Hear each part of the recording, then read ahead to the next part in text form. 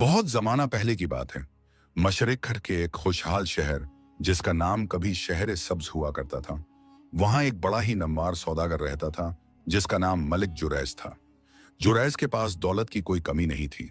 उसकी हवेली शहर के सबसे ऊंचे इलाके में थी, जहां से वो पूरे शहर को अपने पैरों के नीचे देखता था। उसके गोदाम अनाज, रेशम और कीमती जवाहरात से भरे रहते थे, और उसके कारोबार का सिक्का दूर दूर तक चलता था। लेकिन अफसोस की बात यह थी कि जितनी ज्यादा उसके पास दौलत थी, उतना ही बड़ा उसका तकब्बुर था। वो अपने आप को जमीन का खुदा समझने लगा था, और गरीबों को कीड़े मकोड़ों से ज्यादा अहमियत नहीं देता था। उसकी गर्दन हमेशा अकड़ी रहती, और जुबान से सिर्फ हुक्म या जिल्लत भरे अल्फाज ही निकलते थे। उसी शहर के एक छोटे से कोने में, तंग गलियों के बीच, एक पुरानी सी दुकान थी, जो बुजुर्गों के जमाने से इतर और खुशबू की दुकान के नाम से मशहूर थी। इस दुकान का मालिक एक नौजवान लड़का था, जिसका नाम यूसुफ था। यूसुफ बड़ा ही नेक, खुदा तरस और मेहनती इंसान था। उसके वालिद का इंतकाल बचपन में ही हो गया था, और अब वो अपनी बीमार बूढ़ी माँ की खिदमत और इसी छोटी सी दुकान के सहारे अपनी जिंदगी बसर कर रहा था। दुकान भले ही छोटी थी, मगर वहां मिलने वाले गुलाब और खस के इतर की महक पूरे मोहल्ले में सुकून बिखेरती थी। एक रोज की बात है, जब दोपहर का वक्त था और सूरज अपने पूरे जोश पर था, जुरैज अपनी शानदार बग्घी पर सवार होकर अपने कुछ चमचों और पहलवानों के साथ उस तंग गली से गुजरा। दरअसल जुरैज की नजर पिछले कुछ अरसे से यूसुफ की उस छोटी सी दुकान पर थी, क्योंकि वो चाहता था कि उस पुरानी दुकान को तोड़कर वहां एक बड़ा गोदाम बनाया जाए, ताकि उसके रेशम का कारोबार और फैल सके। जुरैज ने कई बार यूसुफ को पैगाम भेजा था कि वो दुकान बेच दे, मगर यूसुफ हर बार बड़े अदब से इनकार कर देता था, क्योंकि वो दुकान उसके वालिद की आखिरी निशानी थी, और वही उसकी रोजी रोटी का जरिया भी थी। लेकिन आज जुरैज का मूड कुछ और ही था। उसने तय कर लिया था कि आज वो फैसला करके ही रहेगा। बग्घी रुकते ही जुरैज नीचे उतरा। उसने एक कीमती शेरवानी पहन रखी थी, और हाथों में अंगूठियां चमक रही थीं। उसके चेहरे पर एक अजीब सी मनहूसियत और घमंड था। वो सीधा यूसुफ की दुकान के आगे जा खड़ा हुआ, जहां यूसुफ अपनी दुकान की सफाई कर रहा था। जुरैज ने अपनी भारी आवाज में गरज कर कहा, क्यों बे छोटके, तू मेरी बात समझता है, या तुझे समझाने के लिए मुझे कोई और तरीका अपनाना पड़ेगा? मैंने तुझसे कहा था ना कि ये कबाड़खाना खाली कर दे और जितने पैसे चाहिए ले ले, लेकिन तू है कि मेरी बात को अनसुना कर रहा है। यूसुफ ने सर झुकाकर बड़े अदब से जवाब दिया, हजूर, मैं आपसे पहले भी अर्ज कर चुका हूं। यह दुकान मेरे मरहूम वालिद की निशानी है, और यही मेरी और मेरी बीमार मां का सहारा है। अगर मैंने इसे बेच दिया तो हम सड़क पर आ जाएंगे। आप तो शहर के सबसे बड़े रईस हैं, आपको जमीन की क्या कमी? खुदा के वास्ते मुझे छोड़ दें। यूसुफ की आजिज़ी सुनकर जुरैज के साथी जोर जोर से हंसने लगे। जुरैज के माथे पर शिकन आ गई। उसने एक कदम आगे बढ़ाया और यूसुफ के गिरेबान को पकड़कर अपनी तरफ खींचा। दुकान में रखी हुई इतर की शीशियां हिलने लगी। जुरैज ने अपनी आंखें निकालते हुए कहा, अबे ओ 2 कौड़ी के अत्तर बेचने वाले, तू मुझे सिखाएगा कि मुझे क्या करना चाहिए? तुझे लगता है तेरी ये फटी पुरानी दुकान मेरे गोदाम के रास्ते में रुकावट बनेगी और मैं चुप रहूंगा? मैं चाहता तो कब का तुझे यहां से उखाड़ कर फेंक देता, मगर मैं तुझे मौका दे रहा था। लेकिन लगता है लातों के भूत बातों से नहीं मानते।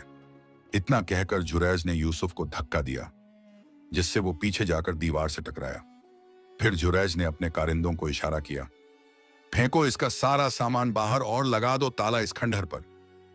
हुक्म मिलते ही जुरैज के गुंडे दुकान में घुस गए और तोड़फोड़ शुरू कर दी। कीमती इतर की शीशियां जमीन पर पटक दी गईं। पुरानी लकड़ी की अलमारियां तोड़ दी गईं। पूरा बाजार तमाशबीन बना खड़ा था, मगर किसी में हिम्मत नहीं थी कि जुरैज के खिलाफ मुंह खोल सके। यूसुफ रोता हुआ कभी एक गुंडे के पैर पकड़ता, तो कभी जुरैज के आगे हाथ जोड़ता। मलिक, ऐसा न करें, अल्लाह का खौफ खाएं, किसी गरीब की बद्दुआ न लें, मेरा सब कुछ बर्बाद हो जाएगा। मगर जुरैज के कान पर जूं तक न रेंगी। वो अपनी मूंछों को ताव हुए खड़ा तमाशा देखता रहा और कहता रहा, और चिल्ला, बुला अपने खुदा को, देखते हैं कौन आता है तुझे बचाने। आज के बाद ये जमीन मेरी है। जब सारा सामान सड़क पर बिखर गया और इतर की खुशबू मिट्टी में मिल गई, तब जुरैज ने यूसुफ के मुंह पर कुछ सिक्के फेंके और कहा, ये ले तेरी इस रद्दी की कीमत, और अगर आज के बाद यहां दिखाई दिया तो वो हाल करूंगा कि पहचाना नहीं जाएगा। यूसुफ जमीन पर बिखरी हुई कांच की किरचियों और अपने वालिद की मेहनत को बर्बाद होता देखकर टूट गया। उसकी आंखों से आंसुओं का सैलाब बह रहा था। वो आसमान की तरफ देखकर कुछ बड़बड़ा रहा था। तभी भीड़ को चीरते हुए एक बुजुर्ग वहां आए। वो शहर के माने हुए सूफी और अल्लाह वाले बुजुर्ग बाबा फरीद थे। उनके चेहरे पर एक अजीब सा नूर था और हाथ में एक लकड़ी की तस्बीह थी। उन्होंने जब ये मंजर देखा तो उनकी आंखों में जलाल आ गया। वो सीधे जुरैज के सामने गए और अपनी धीमी मगर वजनदार आवाज में बोले, जुरैज, ये तूने अच्छा नहीं किया। तूने आज एक मजलूम का दिल दुखाया है। याद रख, तकब्बुर सिर्फ उस जात को जचता है जो सबका मालिक है। तू अपनी ताकत के नशे में भूल गया है कि हर फिरौन के लिए एक मूसा होता है। जुरैज ने बाबा फरीद को हकारत से देखा और हंसा। अरे जाओ बाबा, तुम अपनी तसब्बीह पढ़ो, ये दुनियादारी के मामले हैं, तुम्हारे बस की बात नहीं। यहां ताकतवर ही जीता है। बाबा फरीद ने एक गहरी सांस ली और यूसुफ के सर पर हाथ रखा।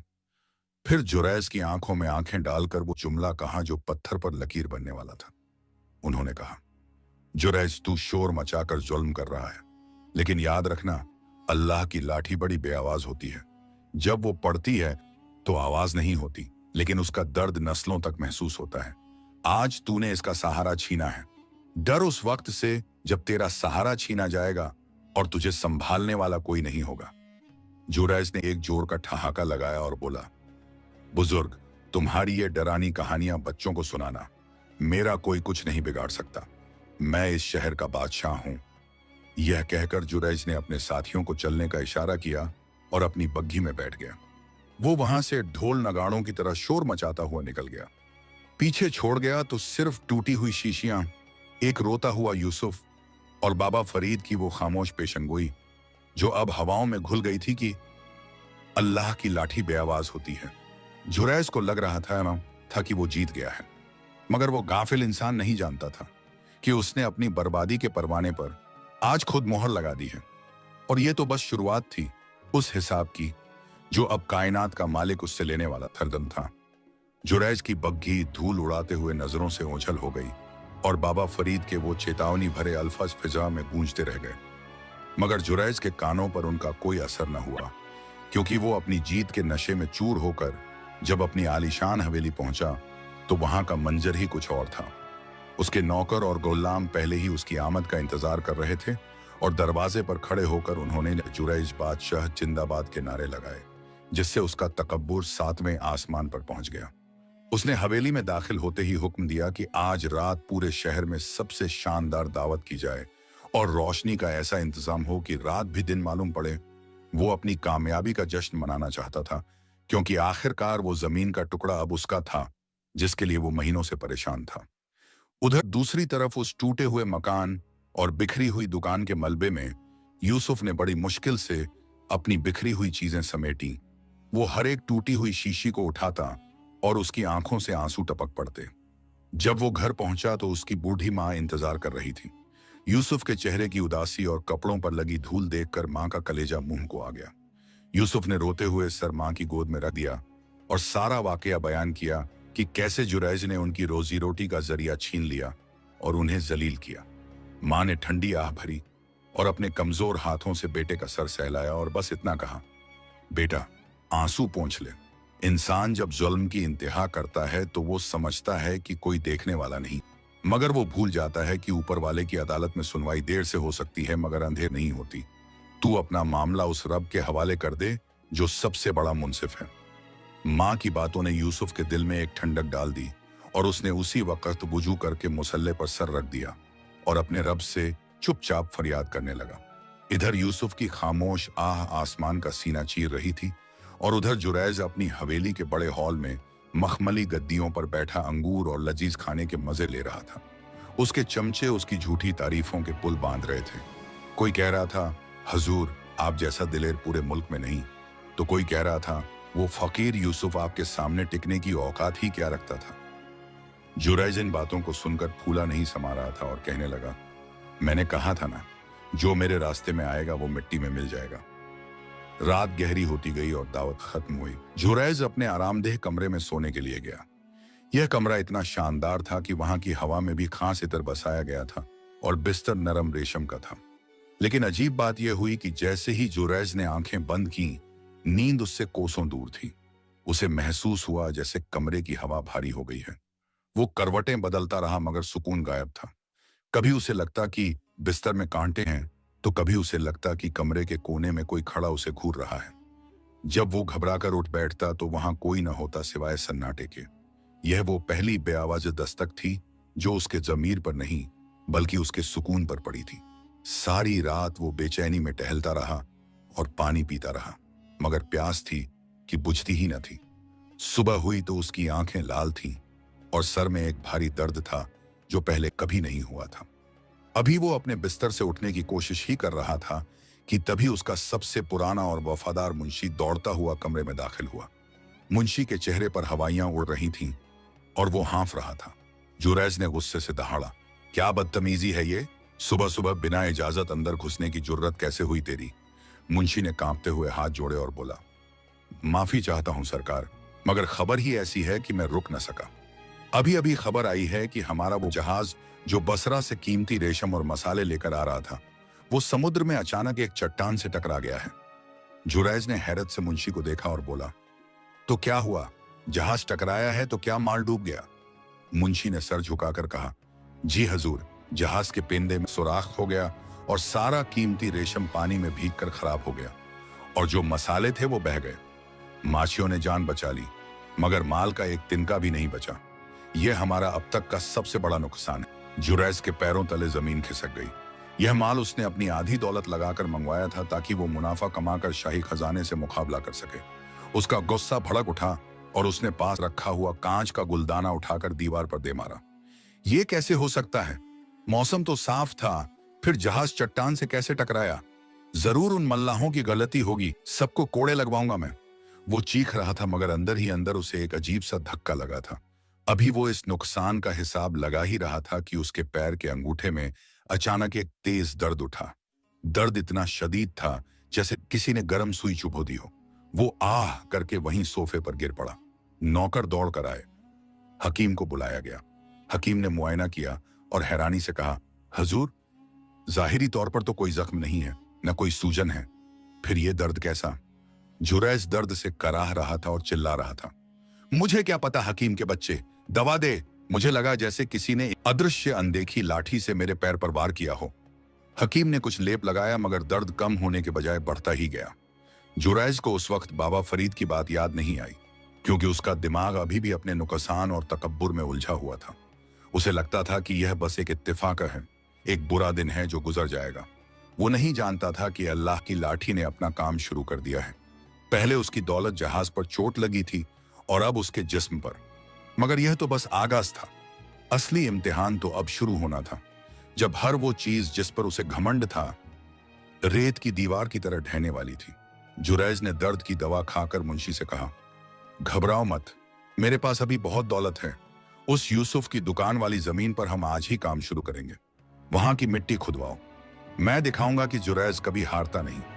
मुंशी ने हुक्म की तामील की मगर उसकी आंखों में एक डर था, क्योंकि उसने सुना था कि मजलूम की बद्दुआ में बड़ा असर होता है और आज का ये हादसा उसे किसी अनहोनी का इशारा लग रहा था। लेकिन जुरैज अपनी जिद पर कायम था। गफलत की पट्टी उसकी आंखों पर इतनी मोटी थी कि उसे वो खाई दिखाई नहीं दे रही थी जिसकी तरफ वो तेजी से बढ़ रहा था। जुरैज की जिद और गफलत ने उसे उस खाई के किनारे ला खड़ा किया था जहां से वापसी का रास्ता धुंधला पड़ने लगा था। मुंशी बेचारा मालिक के हुक्म से मजबूर होकर मजदूरों की फौज लेकर उसी जगह पहुंचा जहां कल तक यूसुफ की दुकान हुआ करती थी। मकसद था कि वहां की जमीन खोदकर बुनियाद डाली जाए ताकि गोदाम की तामीर शुरू हो सके। लेकिन वहां पहुंचते ही एक अजीब और गरीब वाकया पेश आया जिसने सबके होश उड़ा दिए। जैसे ही पहले मजदूर ने या अली कहकर कुदाली जमीन पर मारी तो बजाय मिट्टी कटने के एक चिंगारी निकली और कुदाली का लोहा टेढ़ा हो गया, जैसे किसी ने फौलाद पर चोट मारी हो। मजदूरों के हाथ झंझना गए। उन्होंने दूसरी जगह कोशिश की मगर नतीजा वही रहा। वो नरम मिट्टी जो सदियों से वहां थी आज पत्थर से ज्यादा सख्त हो चुकी थी। देखते ही देखते दो मजदूरों के हाथ से फावड़े फिसल गए और उनके पैरों पर जा लगे जिससे वहां खून बह निकला। मजदूरों में खुसर पुसर शुरू हो गई। एक बुजुर्ग मजदूर ने डरते हुए मुंशी से कहा, मुंशी जी, ये जमीन आम नहीं रही, इसमें किसी मजलूम की हाय मिली हुई है। हम यहाँ काम नहीं कर सकते। यहाँ मिट्टी हमें कबूल करने से इनकार कर रही है। मुंशी खुद भी खौफजदा था मगर जुरैज के कोड़े के डर से उसने मजदूरों को धमकाया और काम जारी रखने को कहा। लेकिन कुदरत का खेल देखिए कि दोपहर होते होते अचानक आसमान साफ होने के बावजूद वहां तेज आंधी चलने लगी।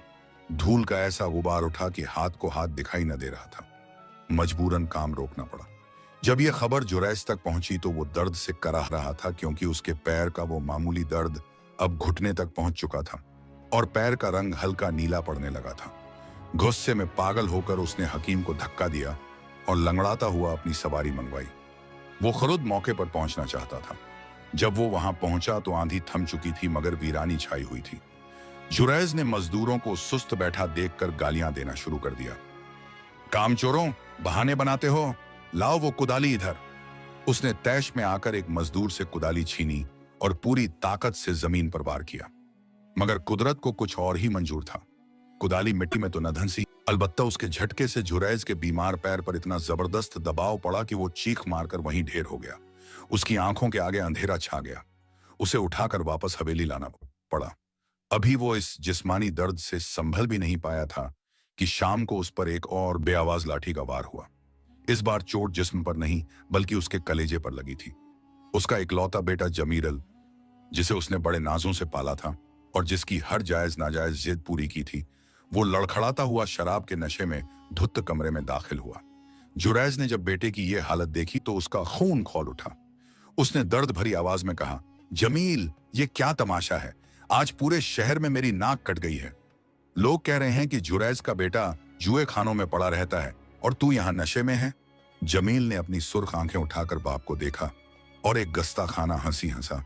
अब्बा हजूर, आप ही ने तो सिखाया है कि दुनिया में सब कुछ पैसा और ताकत है। मैं तो बस आपके नक्श एक कदम पर चल रहा हूं। मुझे अभी और पैसे चाहिए। जुए में कुछ कर्ज हो गया है। जुरैज को अपने कानों पर यकीन ना आया। उसने गुस्से में पास रखा हुआ छड़ी उठाकर बेटे को मारने की कोशिश की, मगर जमील ने आगे बढ़कर बाप का हाथ पकड़ लिया और झटका देकर पीछे धकेल दिया। यह जुरैज के लिए मौत से बदतर लम्हा था। उसका अपना खून, उसका अपना बेटा आज उस पर हाथ उठा रहा था। जमील ने लड़खड़ाते हुए कहा, बुढ़ापे का लिहाज कीजिए और चुपचाप तिजोरी की चाबी दीजिए, वरना मैं भूल जाऊंगा कि आप मेरे बाप हैं। ये अल्फाज जुरैज के दिल में खंजर की तरह उतर गए। वो शख्स जो पूरी दुनिया को डराता था, आज अपने ही घर में बेबस और लाचार पड़ा था। उसके पैर का दर्द काबिले बर्दाश्त हो चुका था और दिल का दर्द उससे कहीं ज्यादा। जमील वहां से पैसे लेकर चला गया और जुरैज बिस्तर पर पड़ा छत को घूरता रह गया। कमरे में गहरा सन्नाटा था, मगर उस सन्नाटे में उसे बाबा फरीद की वो आवाज साफ सुनाई दे रही थी, जब अल्लाह की लाठी पड़ती है तो आवाज नहीं होती, मगर दर्द नस्लों तक महसूस होता है। आज उसकी अगली नस्ल ही उसके सामने खड़ी होकर उसकी जिल्लत का सबब बन गई थी। उस रात हकीम ने जुरैज के पैर का दोबारा मुआयना किया और घबराकर मुंशी को कोने में ले जाकर बोला, मामला बिगड़ रहा है। ये कोई मामूली जख्म नहीं है, ये आतिशक जैसी अलामात हैं। जहर ऊपर की तरफ बढ़ रहा है। अगर ये न रोका तो। हकीम ने बात अधूरी छोड़ दी, मगर मुंशी समझ गया कि मालिक के बुरे दिन शुरू हो चुके हैं। उधर दूसरी तरफ यूसुफ अपनी मां के साथ एक छोटे से किराए के झोपड़े में बैठा रूखी सूखी रोटी खा रहा था, मगर उनके चेहरों पर एक अजीब सा इत्मीनान और सुकून था। यूसुफ कह रहा था, अम्मी, आज मुझे महसूस हुआ कि अल्लाह ने हमें उस जगह से निकालकर शायद किसी बड़ी मुसीबत से बचा लिया। मेरा दिल कहता है कि वो जमीन अब पनपने वाली नहीं। मां ने मुस्कुराकर कहा, बेटा, जालिम की रस्सी दराज होती है, मगर जब खींचती है तो कोई छुड़ाने वाला नहीं मिलता। जुरैज की रस्सी अब खींचने लगी थी। दौलत डूब रही थी, औलाद हाथ से निकल चुकी थी और जिस्म गलने लगा था। मगर इंसान की फितरत देखिए, इतना सब होने के बाद भी जुरैज का मैं ईगो अभी तक जिंदा था। वो अभी भी यही सोच रहा था कि कल सुबह वो नई ताकत के साथ उठेगा और सब ठीक कर देगा। लेकिन वो नहीं जानता था कि कल की सुबह उसके लिए रोशनी नहीं, बल्कि उसके गुनाहों का एक और खौफनाक हिसाब लेकर आने वाली है। वो सुबह जिसका जुरैज को बेसब्री से इंतजार था, ताकि वो अपनी बिखरी हुई सल्तनत को समेट सके। वो आई तो सही, मगर उसके साथ उम्मीद की किरण नहीं, बल्कि मायूसी का घना अंधेरा और जिल्लत का तूफान था। क्योंकि रात भर में उसके पैर का वो मामूली सा दिखने वाला नीला दागा अब घुटने से ऊपर तक फैलकर स्याह पड़ चुका था और उसमें से ऐसी शदीद और नाकाबिले बर्दाश्त बदबू उठने लगी थी कि जो नौकर सुबह चाय लेकर कमरे में दाखिल हुआ, वो उल्टी करता हुआ बाहर भागा। ये वही जुरैज था जो दुनिया भर के महंगे इतर लगाए बिना बिस्तर से नहीं उतरता था और जिसने यूसुफ की खुशबू की दुकान को सिर्फ अपनी जिद के लिए मसला दिया था। आज कुदरत का इंतकाम देखिए कि वो खुद गंदगी और बदबू का ऐसा मरकज बन गया था कि उसका अपना सांस लेना दुश्वार हो रहा था। शहर के सबसे बड़े और माहिर जराह को बुलाया गया।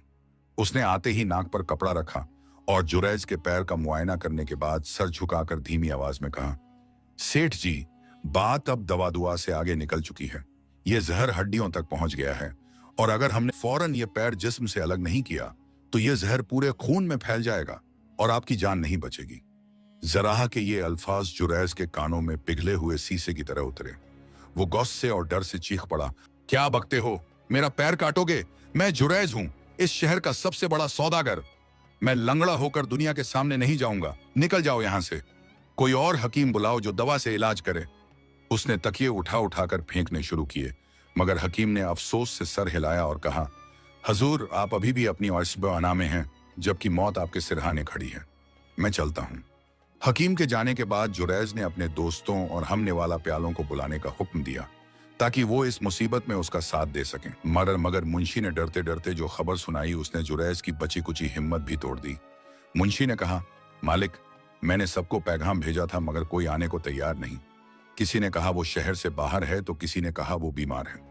सच तो ये है कि आपके पैर की बीमारी और कारोबार के नुकसान की खबर पूरे बाजार में आग की तरह फैल चुकी है और अब वो लोग जो कल तक आपकी झूठी तारीफ करते नहीं थकते थे आज आपका नाम लेने से भी कतराने लगे हैं ताकि कहीं उन्हें आपकी मदद न करनी पड़ जाए। जुरैज सन्न होकर रह गया। उसे पहली बार एहसास हुआ कि वो जिनको अपना दोस्त समझता था, जिन्होंने उसकी दावतें खाई थीं, वो दरअसल उसकी दौलत के भूखे गिद्ध थे। अभी यह सदमा कम नहीं हुआ था कि बाहर हवेली के दरवाजे पर शोर-ओ-गुल शुरू हो गया। ये वो कर्ज ख्वाह थे जिनसे जुरैज ने जहाज के माल के लिए भारी सूद पर पैसा उठाया था। जहाज डूबने की खबर सुनकर वो सब अपनी रकम वापस लेने आ धमके थे। नौकर दरवाजे पर उन्हें रोकने की कोशिश कर रहे थे, मगर वो गाली गलौज कर रहे थे। बाहर निकालो उस धोखेबाज को, हमारा पैसा दो, वरना हम हवेली की ईंट से ईंट बजा देंगे। ये शोर जुरैज के कमरे तक आ रहा था और वो अपने शानदार बिस्तर पर पड़ा बेबसी के आंसू बहा रहा था। वो उठना चाहता था ताकि बाहर जाकर उन्हें डरा सके, धमका सके, जैसे वो हमेशा करता था। उसने कोशिश की और बिस्तर से नीचे पैर रखा, मगर पैर जमीन पर टिकते ही ऐसा दर्द उठा कि उसकी आंखें फटी की फटी रह गईं और वो मुंह के बल जमीन पर गिर पड़ा। वो रेंगता हुआ दरवाजे की तरफ बढ़ा, मगर उसका जिस्म उसका साथ नहीं दे रहा था। उस वक्त उस आलीशान कमरे में वो अकेला था। उसकी बीवी का इंतकाल पहले ही हो चुका था। बेटा पैसे चुराकर भाग चुका था। दोस्त मुंह मोड़ चुके थे और नौकर डर और बदबू के मारे कमरे में नहीं आ रहे थे।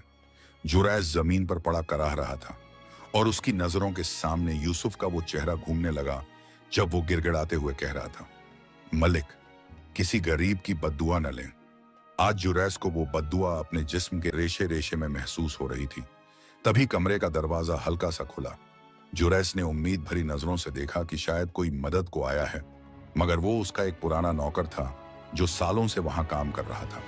उसने दूर ही खड़े होकर कहा, सरकार, बुरा मत मानिएगा, हवेली के बाकी नौकर भाग गए हैं क्योंकि बाहर लोग पत्थराव कर रहे हैं और तनख्वाह देने के लिए खजाना खाली है।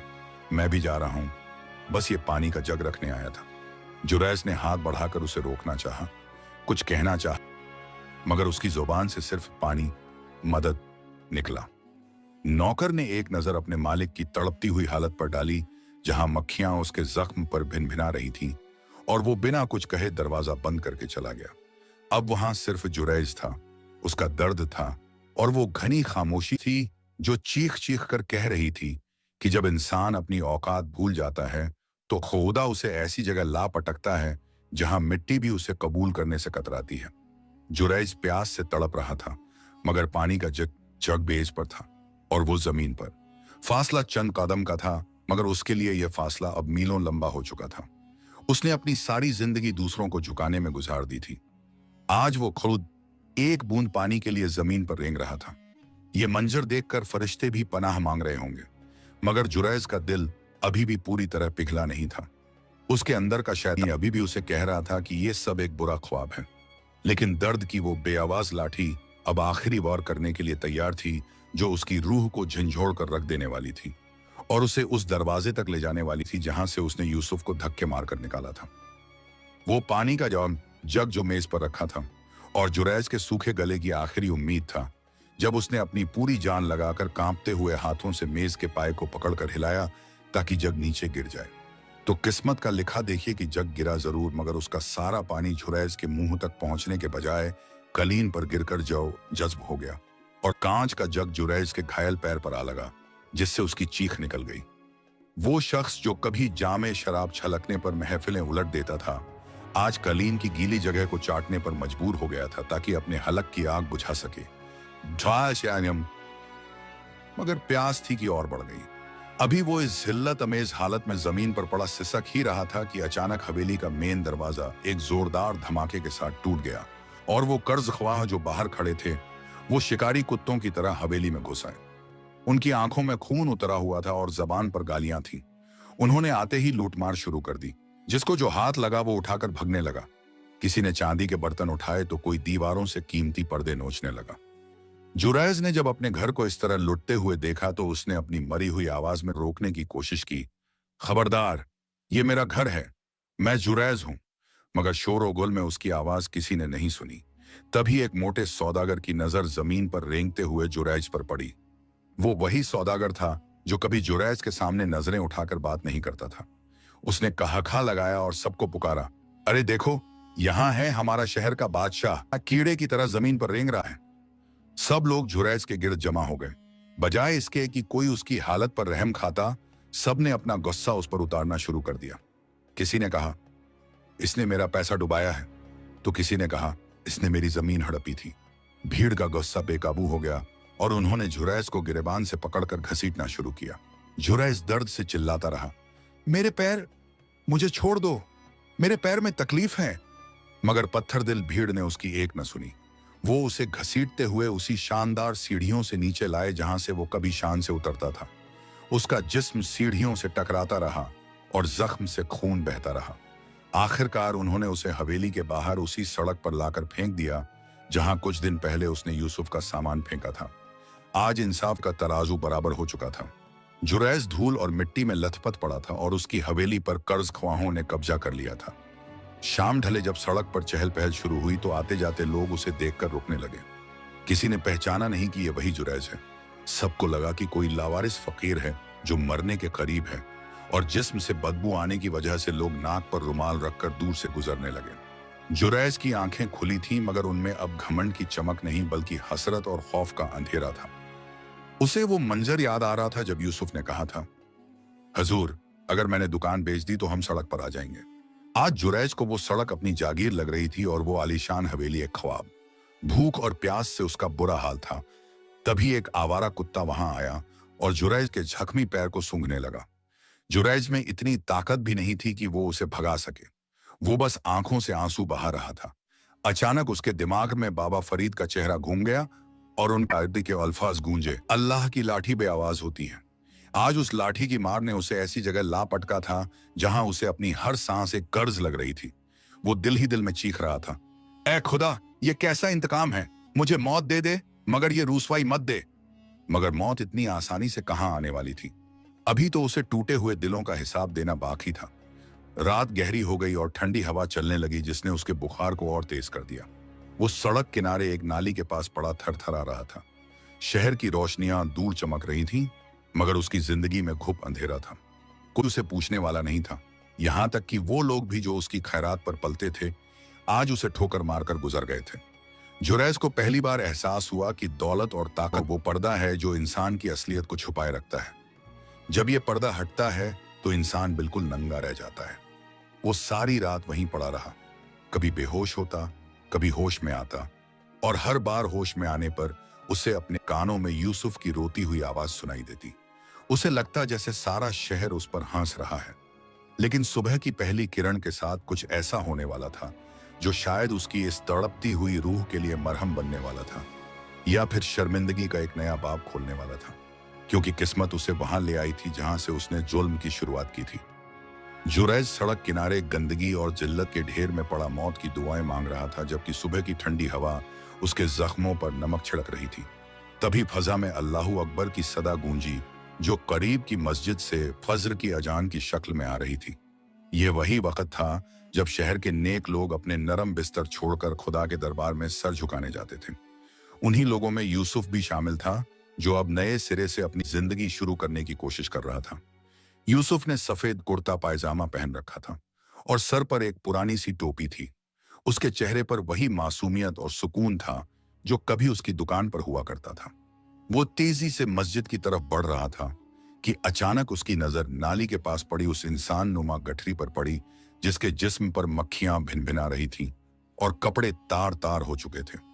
आमतौर पर लोग ऐसे मंजर से नजर बचाकर निकल जाते हैं, मगर यूसुफ का दिल मोम का था।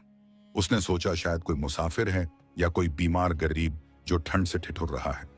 यूसुफ ने अपने कदम रोके और उस शख्स के पास गया। बदबू का एक भपका आया जिसने यूसुफ को नाक पर हाथ रखने पर मजबूर कर दिया, मगर उसने हिम्मत नहीं हारी और झुककर उस आदमी के कंधे पर हाथ रखा और नरमी से पूछा, भाई, कौन हो तुम? क्या मदद चाहिए? उठो, यहां क्यों पड़े हो? जुरैज ने जब ये जानी पहचानी आवाज सुनी तो उसका दिल सीने में जोर से धड़कने लगा। उसने डरते डरते अपनी सूजी हुई आंखें खोली और धुंधली नजर से ऊपर देखा। सामने वही चेहरा था जिसे उसने पैरों तले रौंदा था। जुरैज ने शर्म के मारे अपना मुंह छुपाने की कोशिश की। वो चाहता था कि जमीन फट जाए और वो उसमें समा जाए। वो नहीं चाहता था कि यूसुफ उसे इस हाल में देखे, क्योंकि दुश्मन के सामने कमजोर दिखना मौत से ज्यादा तकलीफ देह होता है। मगर यूसुफ की तेज नजर ने जुरैज के हाथ में पहनी हुई वही शाही अंगूठी देख ली, जो अब मैल और मिट्टी में लिपटी हुई थी, मगर उसकी चमक अभी बाकी थी। यूसुफ को एक झटका लगा। वो पीछे हटा और हैरत से बोला, मलिक जुरैज, आपकी ये हालत? यूसुफ को अपनी आंखों पर यकीन नहीं आ रहा था कि वो शख्स जिसके चलने से जमीन हिलती थी आज कूड़े के ढेर पर पड़ा है। जुरैज ने फटी हुई आवाज में कहा, चले जाओ यूसुफ, मुझे यहीं मरने दो। मेरे पास अब कुछ नहीं बचा। ये मेरा मुकाफात अमल है। उसकी आंखों से आंसू बहकर गालों की मिट्टी को धो रहे थे। यूसुफ कुछ पल के लिए सुन्न खड़ा रहा। उसके दिमाग में वो मंजर घूम गया जब जुरैज ने उसकी दुकान तोड़ी थी और उसकी मां की बेइज्जती की थी। शैतान ने दिल में वसवसा डाला कि यही मौका है यूसुफ, बस बदला ले लो, ठोकर मारो और आगे बढ़ जाओ। इसने तुम्हारा सब कुछ छीना था। मगर फिर यूसुफ के कानों में अपनी मां की तरबियत और अल्लाह का हुक्म गूंज उठा कि बुराई का बदला अच्छाई से दो। यूसुफ ने एक गहरी सांस ली और अपने नफ्स को कुचला। उसने आगे बढ़कर जुरैज को सहारा दिया और कहा, नहीं मलिक साहब, हमारा दीन हमें गिरे हुए पर लात मारना नहीं सिखाता। चलिए मेरे साथ। जुरैज ने विरोध किया, नहीं यूसुफ, मुझे मत छुओ, मैं नापाक हूं, मैं गुनहगार हूं तुम्हारा। मगर यूसुफ ने उसकी एक न सुनी। उसने रास्ता चलते एक इक्के वाले को रोका और मिन्नत सामरत करके जुरैज को उसमें लदवाया। जुरैज पूरे रास्ते रोता रहा। उसे समझ नहीं आ रहा था कि यह वही लड़का है जिसे उसने बर्बाद किया था, तो फिर यह आज मसीहा बनकर क्यों आया है। जब वो यूसुफ के छोटे से घर पहुंचे तो यूसुफ की मां दरवाजे पर आई। बेटे को एक गंदे और बदबूदार शख्स को सहारा देते देख वो घबरा गई। बेटा, ये कौन है? यूसुफ ने नीची नजर करके कहा, अम्मी, ये मलिक जुरैज हैं। मां के चेहरे का रंग फक हो गया, पुराने जख्म हरे हो गए। वो कुछ देर खामोश रहीं। जुरैज नजरें झुकाए चौखट पर खड़ा कांप रहा था। उसे लगा अभी ये बुजुर्ग औरत उसे धक्के मारकर निकाल देगी और बदुआएं देगी। मगर उस औरत ने जो किया वो जुरैज की सोच से परे था। उसने अपनी आंखों में आए आंसू पोंछे और बोली, बेटा, इसे अंदर ले आओ। अल्लाह ने इसे हमारे दरवाजे पर भेजा है ताकि हमारा इम्तिहान ले सके। दुश्मन जब बेबस हो जाए तो वो दुश्मन नहीं रहता, मेहमान बन जाता है। जुरैज के लिए ये अल्फाज किसी खंजर से कम नहीं थे। अगर वो उसे गालियां देती तो शायद उसे सुकून मिलता, मगर उनकी शरीफी ने उसे अंदर से तोड़ दिया था। यूसुफ ने जुरैज को एक साफ चारपाई पर लिटाया। गर्म पानी से उसके जख्मी पैर को धोया, वो पैर जो सड़ने लगा था और जिसे देखकर हकीम तक भाग गए थे। यूसुफ बिना घिन खाए उसकी सफाई कर रहा था। मां ने जल्दी से गर्म शोरबा बनाया और जुरैज को अपने हाथों से पिलाया। जुरैज हर घूंट के साथ आंसू पी रहा था। जब उसके जिस्म में थोड़ी जान आई तो उसने यूसुफ का हाथ पकड़ लिया और फूट फूट कर रोने लगा। यूसुफ, मुझे माफ मत देना, मैं माफी के काबिल नहीं हूं। मैंने तुम्हारी रोजी छीनी, तुम्हारा दिल दुखाया और आज तुम ही मेरे जख्मों पर मरहम लगा रहे हो। ऐसा क्यों कर रहे हो? मुझे मारो, मुझे जलील करो ताकि मेरे दिल का बोझ हल्का हो। यूसुफ ने जुरैज के हाथ पर अपना हाथ रखा और नरम लहजे में बोला, मलिक साहब, हम तो बस जरिया हैं। इज्जत और जिल्लत देने वाला वो ऊपर वाला है। जब आपने मुझ पर जुल्म किया था तब भी मैं जानता था कि मेरा अल्लाह देख रहा है, और आज जब आप इस हाल में हैं तब भी वो देख रहा है। बदला लेकर मैं आपके जैसा क्यों बनूं? आपने जो किया वो आपका किरदार था, मैं जो कर रहा हूं वो मेरा किरदार है। जुरैज को लगा जैसे उसके अंदर कुछ टूट गया है। उसका वो पहाड़ जैसा घमंड अब रेत बनकर बह चुका था। वो वहां उस गरीब खाने में लेटा छत की कड़ियों को देख रहा था। वहां न रेशम के पर्दे थे, न नरम गद्दे, मगर वहां जो सुकून था वो उसे अपनी आलीशान हवेली में कभी नहीं मिला था। लेकिन हकीम ने जो कहा था वो सच था। जहर जिस्म में फैल चुका था। यूसुफ की खिदमत ने उसकी रूह को तो साफ कर दिया था, मगर उसके जिस्म का वक्त पूरा हो चुका था। शाम होते होते जुरैज की सांसें उखड़ने लगी। बुखार ने उसे पूरी तरह जकड़ लिया। अब वो अपनी जिंदगी के आखिरी सफर पर था, मगर इस बार वो अकेला नहीं था। जिनके साथ उसने बुरा किया था वही उसके सिरहाने बैठे कुरान की तिलावत कर रहे थे। जुरैज ने रुकती हुई सांसों के साथ यूसुफ की मां की तरफ देखा और अटक अटक कर बोला, हाँ माँ जी, क्या आपने मुझे माफ किया? मां ने उसके सर पर हाथ फेरा और कहा, मैंने माफ किया जुरैज, अल्लाह तुझे माफ करे। इन अल्फाज ने जुरैज की आंखों में एक आखिरी चमक पैदा की। उसे लगा जैसे बरसों का बोझ उसके सीने से उतर गया हो। अल्लाह की लाठी ने अपना काम कर दिया था। उसने उसे तोड़कर फिर जोड़ दिया था, मगर एक नई शक्ल में। अब सवाल यह था कि क्या उसकी तौबा कबूल होगी? क्या मौत के दरवाजे पर की गई शर्मिंदगी उसे जहन्नम की आग से बचा पाएगी? यह फैसला तो अब उस अदालत में होना था जहां रिश्वत नहीं चलती। लेकिन दुनिया के लिए यह कहानी अब अपने अंजाम की तरफ बढ़ रही थी। यूसुफ की मां के वो अल्फाज, मैंने माफ किया, जुरैज के कानों में पड़ते ही उसके चेहरे पर एक ऐसी सुकून भरी मुस्कुराहट फैल गई जो पिछले कई बरसों से उसके चेहरे पर नहीं देखी गई थी। जैसे कोई भारी बोझ उतर गया हो।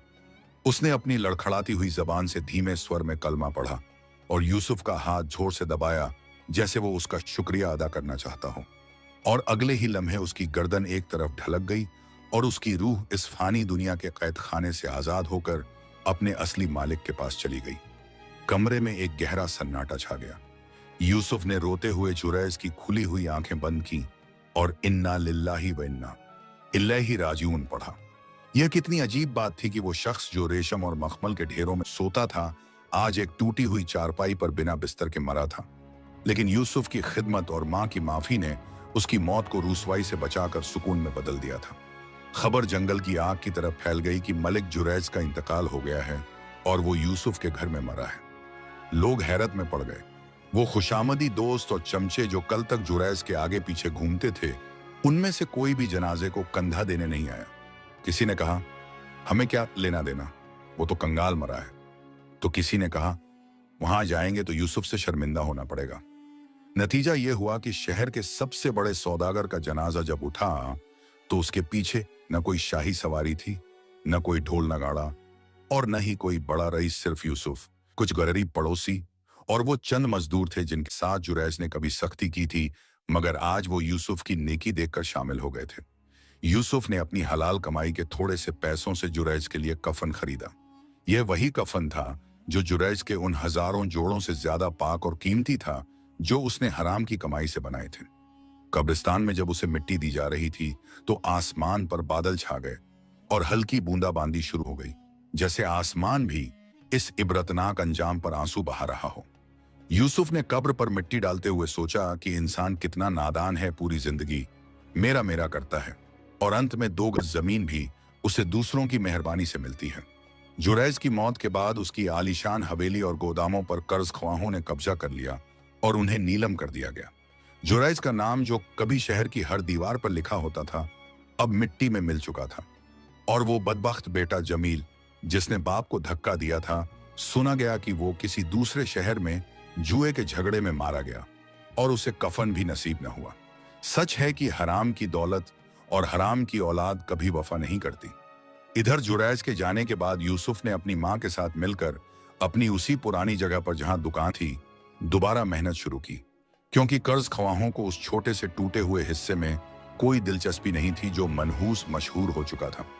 यूसुफ ने बचे खुचे पैसों से बांस और लकड़ी खरीदी और अपने हाथों से एक छप्पर डाला। पहले दिन जब उसने वहां बैठकर बिस्मिल्लाह पढ़कर पहली इतर की शीशी खोली तो कुदरत का करिश्मा देखिए, हवा का रुख ऐसा बदला कि उस इतर की महक पूरे बाजार में फैल गई। लोग जो जुरैज के जुल्म और यूसुफ के सब्र की दास्तान सुन चुके थे, वो झुंड दर झुंड यूसुफ की दुकान पर आने लगे। हर कोई उसी से खरीदना चाहता था। लोगों का कहना था कि यूसुफ के इतर में एक अजीब सी बरकत और ठंडक है जो कहीं और नहीं मिलती।